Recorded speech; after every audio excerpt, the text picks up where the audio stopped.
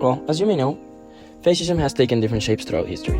Hitler Nazis in Germany and Benito Mussolini's fascist party in Italy, or others throughout history. Now it has taken another shape. Alt-right is a new fascist side.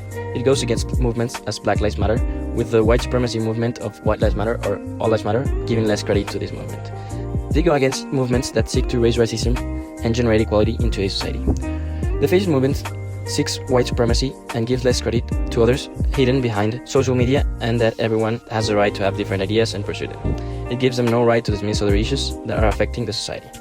Alternative right, also called alt-right, is an ensemble of ideologies with the core belief of white identity, basically another word to express fascist fanatism, of Puritan race and nationalism, with the difference of the main use of social media. That's why the alternative part, with the excuse of free expression. This ideology or movement promotes purism and cultural delimitation with the historical majority of the country, what they consider the true roots of the culture. As we are all humans, it exists human rights, and we are in the most inclusive decade. The people who follow this ideology do not use words such as discrimination, purism, nor even supremacy to describe their thinking, but they use some irony, inoffensive jokes, and victimization to justify and get societies or non-fascist people's acceptance of the same thoughts, but distinct. Moving on to the specific and real cases about alt-right discourses on social media, we have first of all the Doc Mastrano case, which is a politician that basically gave $5,000 to a social media named Gap, which is a social media that supports anti-systemic organizations and white nationalists. The case was that Doc Mastrano gave the money and he claimed that it was for campaign consulting, but after a few days the social media endorsed the politician and they said that they finally had a Christian man who can lead them out of the pit of hell into the glory of God. Then the second case is about a subreddit which is named The Donald.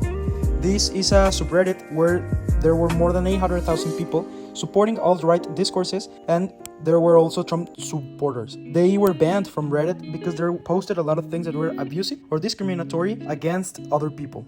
Let's take a look into the us and the others terms. In a cultural and personal context as humans, we tend to separate ourselves from anything that isn't connected to us. For example, think in two classrooms. You and your friends are in class A while the others are in class B. This phenomenon causes that everyone in class B became the others while everyone in your class A becomes your us.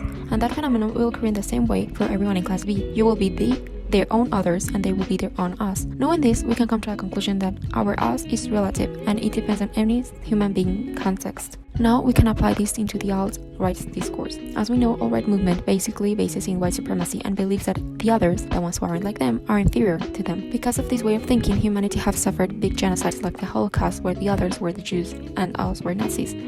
Alt-right poses and represents a great risk to plurality because they impose their ideas, they are extremist ideas, and with social networks and the globalized world, the spread of hatred is very fast. So, as a position of a scholar, they can help us as students to decode and contextualize alt-right imagery in texts, while not losing sight that opposition to the alt-right will require both mass organizing on the ground and government solutions to the conditions that gave rise to the movement. And as a society, we can act, join forces, support the victims, speak up, educate yourself, create an alternative, pressure leaders, stay engaged, teach acceptance, and dig deeper.